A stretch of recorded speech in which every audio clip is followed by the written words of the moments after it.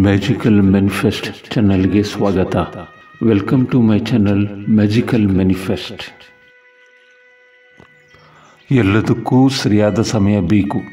Bill ಗೇಟ್ಗೂ ಮಗು ಬೇಕೆಂದರೆ 9 ತಿಂಗಳು ಕಾಯಲೇಬೇಕು. ಸೇಡು ತೀರಿಸಿಕೊಳ್ಳಲು ಒದ್ದಾಡಬೇಡಿ, ಕರ್ಮಕ್ಕೆ ಅವಕಾಶ ಕೊಡಿ. ನಮ್ಮ ಜೀವನ ಡೆಸ್ಟಿನಿ 20% ಮತ್ತು ನಾವು ಸೃಷ್ಟಿಸಿರುವ ಡೆಸ್ಟಿನಿ 80%. ಇರೋದನ್ನು ಇರೋಕೆ ಬಿಡದೆ ಇರುವೆ ಬಿಟ್ಟುಕೊಳ್ಳೋದೇ ಜೀವನ. ಕೆಟ್ಟ ಸಮಯಕ್ಕೂ ಒಂದು ಕೆಟ್ಟ ಸಮಯ ಅಂತ ಇರುತ್ತೆ. ಕೊಟ್ಟು ಮರೆಯುವವನು ಭಗವಂತ, ಪಡೆದು ಮೆರೆಯುವವನು ಮನುಷ್ಯ. ಕೈಯಲ್ಲಿ ಇನ್ಕಮ್ ಇದ್ದರೆ ಮಾತ್ರ ಜೀವನದಲ್ಲಿ ವೆಲ್ಕಮ್ ಇರುತ್ತದೆ. ಜೀವನ ಎಂದರೆ ಏನು ಎಂದು ನಮಗೆ ತಿಳಿಯುವವರೆಗೆ ನಮ್ಮ ಅರ್ಧ ಜೀವನ ಮುಗಿದಿರ್ತದೆ. ಕಾಸಿದ್ದರೆ ಅಪರಿಚಿತರು ಕೂಡ ಸಂಬಂಧಿಕರೇ, ಕಾಸಿಲ್ಲದಿದ್ದರೆ ಸಂಬಂಧಿಕರು ಕೂಡ ಅಪರಿಚಿತರೇ. ಜೀವನದಲ್ಲಿ ಎಲ್ಲವನ್ನು ಶಾಶ್ವತವಾಗಿ ಪಡೆಯಲು ಬಯಸುತ್ತೇವೆ, ಆದರೆ ಜೀವನವೇ ಶಾಶ್ವತವಲ್ಲ ಎಂಬುದನ್ನು ಮರೆಯುತ್ತೇವೆ. ಪದೇ ಪದೇ ಕಷ್ಟಗಳು ಬರ್ತಿವೆ ಅಂದರೆ ಹಣೆಬರ ಸರಿಯಿಲ್ಲ ಅಂತಲ್ಲ, ಮುಂದೆ ತುಂಬ ಒಳ್ಳೆಯ ದಿನಗಳು ನಮಗಾಗಿ ಕಾದಿವೆ ಅಂತ ಅರ್ಥ. ಸಾಧನೆ ಮಾಡಬೇಕು ಎನ್ನುವುದು ಏನೂ ಇಲ್ಲ. ಸರಳತೆಯಿಂದ ಇದ್ದು ಒಳ್ಳೆಯದನ್ನೇ ಮಾಡ್ತಾ ಹೋದರೆ ಅದೇ ಒಂದು ದೊಡ್ಡ ಸಾಧನೆ. ಸುಧಾಮೂರ್ತಿ. ನಮ್ಮ ಜೀವನ 2 ಪ್ರಮುಖ ಅಂಶಗಳಿಂದ ಕೂಡಿದೆ. ಒಂದು ದೈವದತ್ತ ಡೆಸ್ಟಿನಿ 20%, ಇನ್ನೊಂದು ನಾವು ಮಾಡುವ ಡೆಸ್ಟಿನಿ 80%. ಈ 20% ಡೆಸ್ಟಿನಿಯಲ್ಲಿ ನಾವು ಯಾರ ಜೊತೆ ಮದುವೆ ಆಗ್ತೀವಿ, ಯಾವ ಉದ್ಯೋಗ ಮಾಡ್ತೀವಿ, ಯಾವ ರೋಗ ನಮ್ಮ ಜೊತೆ ಬರ್ತಿದೆ, ಹೀಗೆ ಸಾಮಾನ್ಯವಾಗಿ ಎಲ್ಲ ಜ್ಯೋತಿಷಿಗಳು ಈ 20% ಡೆಸ್ಟಿನಿ ಮೇಲೆ ವರ್ಕ್ ಮಾಡಿ ಭವಿಷ್ಯ ಹೇಳ್ತಾರೆ. ಎರಡನೇ ಅಂಶ, ಪ್ರಮುಖ ಭಾಗ 80% ಡೆಸ್ಟಿನಿ. ನಾವು ಯಾವ ರೀತಿ ಈ 20% ಡೆಸ್ಟಿನಿ ಮೇಲೆ ಪ್ರತಿಕ್ರಿಯೆ ರಿಯಾಕ್ಷನ್ ತೋರಿಸ್ತೇವೆ ಅದರ ಮೇಲೆ ನಿರ್ಧಾರ ಆಗಿರುತ್ತೆ. ಬದುಕಿನ ಮಹತ್ವದ ನಿರ್ಣಯಗಳೆಲ್ಲ ನಿಮ್ಮ ಪ್ರತಿಕ್ರಿಯೆ ಮೇಲೆ ರೂಪುಗೊಳ್ಳುತ್ತವೆ. ಪ್ರತಿದಿನ ಚಿಕ್ಕ ಪುಟ್ಟ ಘಟನೆಗಳು, ಇವೆಂಟ್ಗಳಿಗೆ ನಾವು ಹೇಗೆ ಸ್ಪಂದನೆ ಮಾಡ್ತೀವಿ ಅನ್ನುವುದರ ಮೇಲೆ ನಮ್ಮ ಭವಿಷ್ಯ ನಿರ್ಧಾರ ಆಗ್ತದೆ. ಈ ಇವೆಂಟ್ಗಳು ನಿಮಗೆ ತೀರಾ ಸಾಧಾರಣ ಅನಿಸಬಹುದು, ಪರಿಣಾಮ ಮಾತ್ರ ದೊಡ್ಡದೇ ಆಗಿರುತ್ತೆ. ಭಗವದ್ಗೀತೆಯಲ್ಲಿ ಕೃಷ್ಣನ ಮಾತುಗಳು ಸರಿಯಾಗಿ ಹೊಂದುತ್ತವೆ. ಯಾರಿಗೆ ಒಳ್ಳೆಯದನ್ನು ಮಾಡದೇ ಇದ್ದರೂ ಕೆಟ್ಟದ್ದನ್ನು ಮಾಡಬೇಡಿ, ಎಲ್ಲ ಮರಳಿ ಬರುತ್ತೆ. ಉದಾಹರಣೆಗೆ ಕೆಲವು ಇವೆಂಟ್ ನೋಡೋಣ. ಇವೆಂಟ್ 1, ಮನೆಯಲ್ಲಿ ಒಂದು ಸಂಬಂಧದ ಮಾತುಕತೆ ನಡೆದಿದೆ. ಎಲ್ಲ ಸರಿಯಾಗಿ ನಡೀತಾ ಇದೆ. ಅಷ್ಟರಲ್ಲಿ ಒಬ್ಬ ಸಂಬಂಧಿಕರು ಬರ್ತಾರೆ. ಆ ಹುಡುಗ ಅಥವಾ ಹುಡುಗಿನೋ ನನಗೆ ಇಷ್ಟ ಆಗಲಿಲ್ಲ ಅಂತಾರೆ. ಆದರೆ ಮದುವೆ ಆಗಬೇಕಾಗಿದ್ದು ಬೇರೆಯವರು. ಏನೋ ಆಗಿ ಆ ಸಂಬಂಧ ಮುರಿದು ಬಿತ್ತು. ಇನ್ನೊಂದು ಇವೆಂಟ್ 2ನೇದ್ದು, ಒಂದು ಮದುವೆ ಮಾತುಕತೆ ನಡೆದಿದೆ, ಏನೂ ಸರಿಯಾಗಿ ನಡೀತಾ ಇಲ್ಲ. ಅಷ್ಟರಲ್ಲಿ ಒಬ್ಬ ವ್ಯಕ್ತಿ ಬರ್ತಾನೆ, ಹೀರೋ ಥರ ಎಲ್ಲರ ಮನವೊಲಿಸಿ ಮದುವೆಗೆ ಎಲ್ಲರನ್ನೂ ಒಪ್ಪಿಸಿಬಿಡ್ತಾನೆ. ಇವೆಂಟ್ 3, ನೀವು ಎಲ್ಲೋ ಕೆಲಸದ ಮೇಲೆ ಹೋಗ್ತಾ ಇದ್ದೀರಿ. ಎದುರಿಗೆ ಒಬ್ಬ ಹಸಿದಂತೆ ಕಾಣುವ ವ್ಯಕ್ತಿ ಸಹಾಯ ಕೇಳ್ತಾನೆ. ನೀವು ಜೇಬಿಗೆ ಕೈ ಹಾಕಿ ಇನ್ನೇನು 50 ರೂಪಾಯಿ ಕೊಡಲಿದ್ದೀರಿ. ಅಷ್ಟರಲ್ಲೇ ನಿಮ್ಮ ಸ್ನೇಹಿತ ಕೈ ತಡೆ ಹಿಡಿತಾನೆ. ದುಡ್ಡು ಕೊಡಬೇಡ, ಪಾಪ ಗೀಪ ಏನೂ ಇಲ್ಲ, ಹೋಗಿ ಕುಡಿತಾನೆ ಮಲಗ್ತಾನೆ ಅಂತಾರೆ. ನೀವು ದುಡ್ಡು ಕೊಡದೆ ವಾಪಸ್ ಜೇಬಿನಲ್ಲಿ ಇಟ್ಟು ನಡೀತೀರಿ. ಇನ್ನೊಂದು ಇವೆಂಟ್ 4, ನಿಮ್ಮ ಸ್ನೇಹಿತ ಒಂದು ಜಾಬ್ಗೆ ಇಂಟರ್ವ್ಯೂ ಅಟೆಂಡ್ ಆಗ್ತಾ ಇದ್ದಾನೆ. ಎಲ್ಲ ಚೆನ್ನಾಗಿ ಆಗಿದೆ, ಇನ್ನೇನು ಜಾಬ್ ಸೆಲೆಕ್ಷನ್ ಆಗೋದರಲ್ಲೇ ಇತ್ತು. ಅಷ್ಟರಲ್ಲಿ ಇಂಟರ್ವ್ಯೂ ಮೆಂಬರ್ ಏನೋ ಒಂದು ಹೇಳಿ ಅದನ್ನು ತಪ್ಪಿಸಿಬಿಟ್ಟ. ಇನ್ನೊಂದು ಉದಾಹರಣೆ ಇವೆಂಟ್ 5, ನೀವು ಟಿ ವಿನಲ್ಲಿ ಬರುವ ರಿಯಾಲಿಟಿ ಶೋ ನೋಡಿರ್ಬೋದು.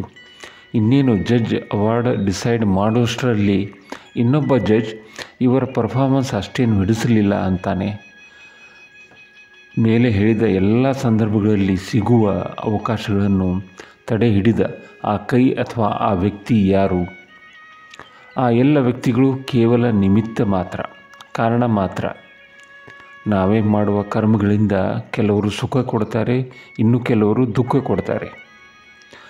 ಕಷ್ಟ ಕಾಲದಲ್ಲಿ ನಿಮಗೆ ನೆರವಾದವರು, ಕಷ್ಟದ ವೇಳೆ ನಿಮ್ಮ ಕೈ ಬಿಟ್ಟವರು, ನಿಮ್ಮನ್ನು ಕಷ್ಟಕ್ಕೆ ದೂಡಿದವರು, ಈ 3 ಕಲಿಸಿದ ಪಾಠವನ್ನು ಎಂದಿಗೂ ಮರಲೇಬಾರದು.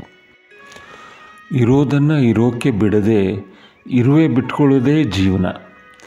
ಇನ್ನೊಬ್ಬರ ಕೆಲಸ ಸುಸೂತ್ರವಾಗಿ ಆಗ್ತಾ ಇರುವಾಗ ನಾವು ನಮ್ಮ ಕೈ ಮತ್ತು ಬಾಯಿ ಹಾಕಲೇಬಾರದು. ನಮ್ಮ ಅಭಿಪ್ರಾಯ ಒಂದು ವೇಳೆ ಕೇಳಿದರೆ ಒಳ್ಳೆಯದನ್ನೇ ಹೇಳಿ, ಇಲ್ಲವಾದರೆ ಗೊತ್ತಿಲ್ಲ ಅಂತ ಹೇಳಿ. ನೆಗೆಟಿವ್ ಮಾತ್ರ ಬೇಡವೇ ಬೇಡ. ಇಲ್ಲಿ ಪರಿಣಾಮ ಒಳ್ಳೆಯದೇ ಆಗಲಿ ಯಾ ಕೆಟ್ಟದ್ದೇ ಆಗಲಿ, ಅದು ಖಂಡಿತ ನಮ್ಮ ಬಳಿ ವಾಪಸ್ ಬರುವುದು. ಒಳ್ಳೆಯದೇ ಆಗಿದ್ದರೆ ಒಳ್ಳೆಯದೇ ರಿಟರ್ನ್ ಬರುತ್ತೆ. ಪ್ರತಿ ಸೆಕೆಂಡ್ ನಾವು ಹೊಸ ಕರ್ಮ ಮಾಡ್ತಾನೇ ಇರ್ತೀವಿ. ಅದು ಹೇಗೆ ಅಂತ ಪ್ರಶ್ನೆ ಬರ್ತದೆ. ಉದಾಹರಣೆಗೆ, ನಮ್ಮ ತಲೆಯಲ್ಲಿ ಪ್ರತಿ ಕ್ಷಣ ವಿಚಾರಗಳು ಬರ್ತಾ ಇವೆಯಲ್ಲ, ಅದರಲ್ಲಿ ಕೆಲವು ವಿಚಾರಗಳು ಸಂಕಲ್ಪ ಆಗ್ತವೆ, ಅಂದರೆ ಗಟ್ಟಿ ಆಗ್ತವೆ. ಅದರಿಂದ ಒಂದು ಕ್ರಿಯೆ, ಆ್ಯಕ್ಟಿವಿಟಿ ಅಥವಾ ಚಟುವಟಿಕೆ ಮಾಡ್ತೇವೆ. ಅಲ್ಲಿಂದ ಒಂದು ಕೆಲಸ, ಅದೇ ಕರ್ಮ ಆಗ್ತದೆ.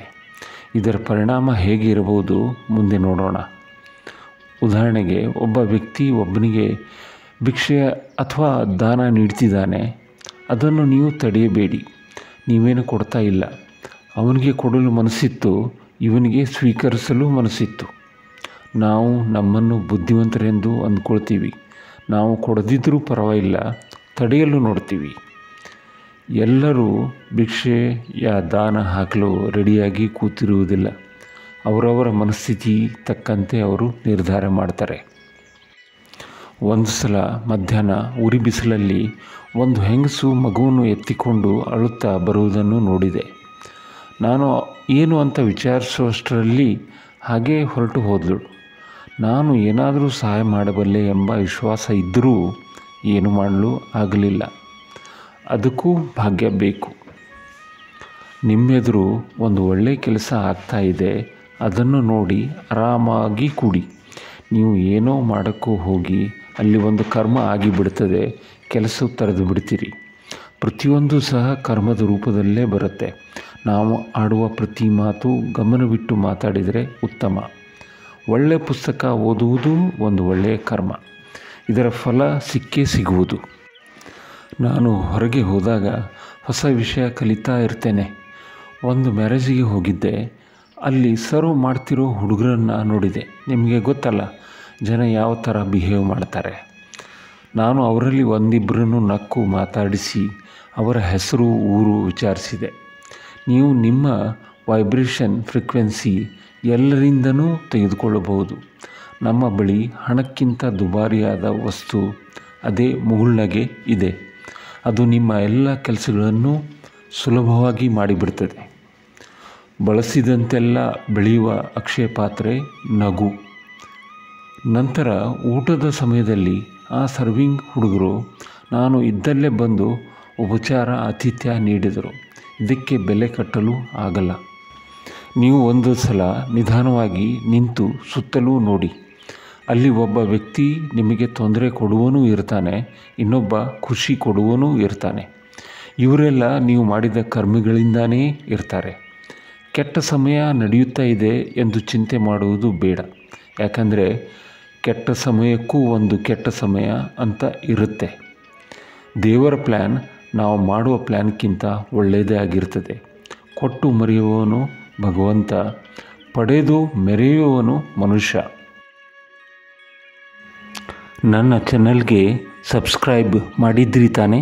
ನನ್ನ ಕಡೆಯಿಂದ ನಿಮಗೆ ಒಳ್ಳೆಯ ವೈಬ್ರೇಷನ್ ಕಳಿಸ್ತಾ ಇದ್ದೀನಿ. ಜಗತ್ತಿನಲ್ಲಿ ಯಾವುದೂ ಫ್ರೀ ಇಲ್ಲ. ನಿಮಗೆ ಅದು ಈಗ ಫ್ರೀ ಅನ್ನಿಸ್ತಾ ಇದ್ದರೆ ನಿಮಗೆ ಗೊತ್ತಿಲ್ಲದೆ ಅದರ ಬೆಲೆ ನೀವು ಕಟ್ತಾ ಇದ್ದೀರಿ. ಅದರ ಬೆಲೆ ದುಡ್ಡೇ ಇರಬೇಕಿಲ್ಲ, ಬೇರೆ ರೂಪದಲ್ಲಿ ಇರಬಹುದು. ನಿಮಗೆ ಅದು ಫ್ರೀ ಸಿಗ್ತಾ ಇದೆ ಅಂತ ಅನಿಸಿದರೆ ನೀವು ಕೂಡಿಸಿಟ್ಟ ಕರ್ಮದ ಅಕೌಂಟ್ನಿಂದ ಮೈನಸ್ ಆಗ್ತಾ ಇದೆ ಅಂತ ತಿಳ್ಕೊಳ್ಳಿ. ಯಾವುದೇ ವ್ಯಕ್ತಿ ನಿಮಗೆ ಪುಕ್ಕಟೆಗೆ ಕೊಡ್ತಾನೆ? ನಾವು ದೇವರ ಗುಡಿಗೆ ಹೋಗ್ತೀವಿ, ಸುಮ್ಮನೆ ಪುಕ್ಕಟೆಗೆ ಹೋಗುವುದಿಲ್ಲ. ಅಲ್ಲಿಂದ ಸುಖ, ಶಾಂತಿ, ನೆಮ್ಮದಿ, ದುಡ್ಡಿಗೋಸ್ಕರ ಹೋಗ್ತೀವಿ. ಒಂದು ವೇಳೆ ನಮ್ಮ ಫೋಕಸ್ ಪುಕ್ಕಟೆ ಕಡೆಗೆ ಆದರೆ ಗಳಿಸುವತ್ತ ಲಕ್ಷ್ಯ ಹೋಗುವುದೇ ಇಲ್ಲ. ನಾವು ಎಲ್ಲದಕ್ಕೂ ಬೆಲೆ ಕೊಡ್ತೀವಿ. ನಮ್ಮ ಉಸಿರಿಗೆ ಬೆಲೆ ಕೊಡ್ತೀವಿ. ಜೇಬಿನಿಂದ ದುಡ್ಡು ಕೊಟ್ಟರೆ ಮಾತ್ರ ಬೆಲೆ ಕೊಡ್ತೀವಿ ಅಂತ ಅಲ್ಲ. ನಮಗೆ ಗಾಳಿ, ನೀರು, ಬೆಂಕಿ ಎಲ್ಲ ದೇವರು ನೀಡಿದ್ದಾನೆ. ಅದಕ್ಕೆ ನಮ್ಮಿಂದ ಎಲ್ಲ ಕೆಲಸ ಮಾಡಿಸ್ತಾನೆ. ಪುಕ್ಕಟೆ ಅಂತ ಏನೂ ಇಲ್ಲ. ನೀವು ಹುಟ್ಟಿದಾಗ ಖಾಲಿ ಕೈಲಿ ಬಂದ್ರಿ, ಹೋಗುವಾಗ ಖಾಲಿ ಕೈಲಿ ಹೋಗ್ತೀರಿ. ಮಧ್ಯದಲ್ಲಿ ಯಾಕೆ ಇಷ್ಟು ಶ್ರಮ ಪಡ್ತೀವಿ? ಜೀವನದಲ್ಲಿ ಎಲ್ಲವನ್ನು ಶಾಶ್ವತವಾಗಿ ಪಡೆಯಲು ಬಯಸ್ತೀವಿ, ಆದರೆ ಜೀವನವೇ ಶಾಶ್ವತವಲ್ಲ ಎಂಬುದನ್ನು ಮರಿತೀವಿ. ಉದಾಹರಣೆಗೆ ನೀವು ಆ್ಯಡ್ ನೋಡಿರ್ಬೋದು, ಬೈ 1 get 1 ಫ್ರೀ, ಒಂದು ಕೊಂಡ್ರೆ ಒಂದು ಉಚಿತ. ಅಂದರೆ 500 ರೂಪಾಯಿಗೆ 2. ಹಾಗೆ ನೋಡಿದರೆ ಅದು ಬೇರೆ ಕಡೆಗೆ 200 ರೂಪಾಯಿಗೆ ಒಂದು ಸಿಗ್ತದೆ. ಇಲ್ಲಿ 100 ರೂಪಾಯಿ ನಾವು ಎಕ್ಸ್ಟ್ರಾನೇ ಕೊಟ್ಟಿರ್ತೀವಿ, ಆದರೆ ನಮಗೆ ಅದು ಗೊತ್ತಾಗುವುದೇ ಇಲ್ಲ. ನೀವು ಈಗ ಗಳಿಸುವತ್ತ ಲಕ್ಷ್ಯ ಕೊಡ್ತೀರಿ, ಶಕ್ತಿ ಕೊಡ್ತೀರಿ, ಬೆಳೆಯುವಂತೆ ಮಾಡ್ತೀರಿ. ಈಗ ಸ್ವೀಕರಿಸಲು ಶುರು ಮಾಡ್ತೀರಿ. ಇದನ್ನು ತಡೆಯೋ ತಾಕತ್ತು ಯಾರಿಗೂ ಇರೋದಿಲ್ಲ. ಕೈಯಲ್ಲಿ ಇನ್ಕಮ್ ಇದ್ದರೆ ಮಾತ್ರ ಜೀವನದಲ್ಲಿ ವೆಲ್ಕಮ್ ಇರುತ್ತೆ. ನಿಮ್ಮ ಲಕ್ಷ್ಯ ದಾರಿದ್ರ್ಯ ಬಡತನ ಕಡೆಗೆ ಹಾಕದೆ ಸಂಪತ್ತಿನ ಕಡೆ ಮುಖ ಮಾಡಿರಬೇಕು. ಕಂಪ್ಲೇಂಟ್ ಮಾಡ್ತಾ ಕೂಡುವುದರಿಂದ ಯಾರಿಗೂ ಏನೂ ವ್ಯತ್ಯಾಸ ಆಗುವುದಿಲ್ಲ. ಕಾಸಿದ್ದರೆ ಅಪರಿಚಿತರು ಕೂಡ ಸಂಬಂಧಿಕರೇ, ಕಾಸಿಲ್ಲದಿದ್ದರೆ ಸಂಬಂಧಿಕರು ಕೂಡ ಅಪರಿಚಿತರೇ. ಎಲ್ಲದಕ್ಕೂ ಸಮಯ ಉತ್ತರ ಕೊಡುತ್ತೆ. ಕರ್ಮಕ್ಕೆ ಆ ಅವಕಾಶವನ್ನು ಕೊಡಿ. ನೀವೇ ಉತ್ತರ ಕೊಡಲು ಹೋಗಿ ನಿಮ್ಮ ಸಮಯ ಶಕ್ತಿಯನ್ನು ಕಳೆದುಕೊಳ್ಳಬೇಡಿ. ನೀವು ಸಮಸ್ಯೆಯಲ್ಲಿ ಇರ್ತೀರಿ, ಜನ ಬರ್ತಾರೆ, ಮನಸ್ಸಿನ ಗಾಯದ ಮೇಲೆ ಇನ್ನಷ್ಟು ಉಪ್ಪು ಸುರಿತಾರೆ. ನೀವು ಇದನ್ನು ಬೇರೆ ರೀತಿ ತೆಗೆದುಕೊಳ್ಳಬಹುದು. ನಮ್ಮನ್ನು ಮುಂದೆ ತಳ್ಳಲು ನೂಕಲು ಈ ರೀತಿ ಜನ ಬರ್ತಾರೆ. ನೀವು ನಿಮ್ಮ ಗುರಿ ಬಳಿ ಹೋಗ್ತಾ ಇರಿ. ಸಮಯವೇ ಎಲ್ಲದಕ್ಕೂ ಉತ್ತರ ನೀಡುತ್ತದೆ. ನೀವು ನಿಮ್ಮ ಬ್ರೇನನ್ನು ಬೀಗದ ಕೈ ಎಲ್ಲರಿಗೂ ಕೊಟ್ಟಿದ್ದೀರಿ. ಪ್ರತಿಯೊಬ್ಬ ಬಂದು ಆ ಬೀಗದ ಕೈನಿಂದ ನಿಮ್ಮ ಬ್ರೇನ್ ಓಪನ್ ಮಾಡಿ ಕಸ ಸುರಿದು ಹೋಗ್ತಾನೆ. ಯಾರೋ ಏನೋ ಹೇಳಿದರು ಅಂತ ಅರ್ಧ ಗಂಟೆ ಟೆನ್ಷನ್ ಬೇಡವೇ ಬೇಡ. ಉದಾಹರಣೆಗೆ, ನೀವು ಕಾರ್ ಡ್ರೈವ್ ಮಾಡುವಾಗ ನಿಮ್ಮ ಮುಂದೆ ದೊಡ್ಡ ಗ್ಲಾಸ್ ಇರ್ತದೆ. ಮುಂದೆ ನೋಡಿ ನೀವು ಡ್ರೈವ್ ಮಾಡಲು. ಅಲ್ಲಿಯೇ ಒಂದು ಚಿಕ್ಕ ಮಿರರ್ ಸಹ ಇರ್ತದೆ ಹಿಂದೆ ನೋಡಲು. ನೀವು ಡ್ರೈವ್ ಮಾಡುವಾಗ ಮುಂದಿನ ಗ್ಲಾಸ್ ಮೇಲೆ ನಿಮ್ಮ ಲಕ್ಷ್ಯ ಇರಬೇಕು. ಕೆಲವು ಕ್ಷಣ ಹಿಂದಿನ ಮಿರರ್ ನೋಡಿ ಮತ್ತೆ ಮುಂದೆ ನೋಡಿ ಗಾಡಿ ಚಲಾಯಿಸಬೇಕು. ಜೀವನವೂ ಹಾಗೆಯೇ. ಹಿಂದಿನದ ಬಗ್ಗೆ ನೆನಪು ಮಾಡಿ ಅದರಲ್ಲಿ ಕೂಡದೆ ಮುಂದೆ ಸಾಗಬೇಕು. ಹಿಂದಿನ ಘಟನೆಗಳು, ಅವಮಾನಗಳು ನಮಗೆ ಪಾಠ, ಅನುಭವ ಮಾತ್ರ. ಅಲ್ಲಿಯೇ ಕೂಡಬಾರದು.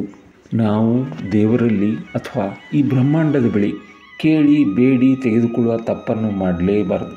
ನಿಮಗೆ ಇದು ಆಶ್ಚರ್ಯ ಆಗಬಹುದು.